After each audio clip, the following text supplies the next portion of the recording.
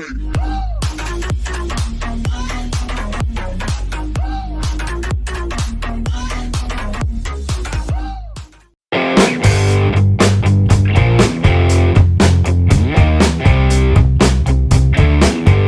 Martin Vanquish S MSRP is for a Vanquish base trim with no options.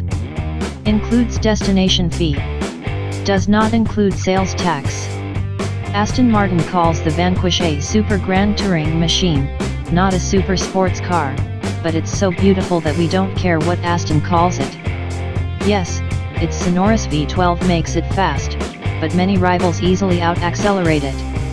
Standard models make 568 HP, while the upcoming Vanquish S gets boosted to 580 HP. Like to drive topless?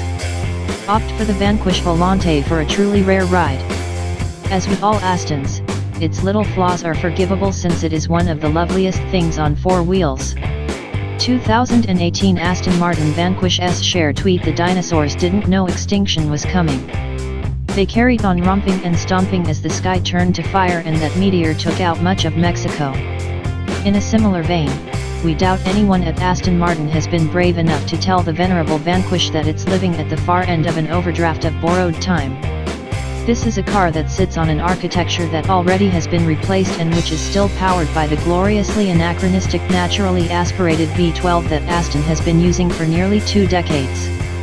But while the new, turbocharged DB11 is an empirically better car by almost any metric you choose to employ, it can't match the exclusivity of Aston's range topper.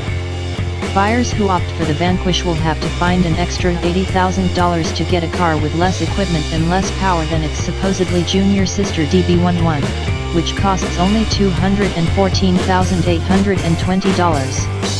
But they will find themselves at the pinnacle of Mount Aston.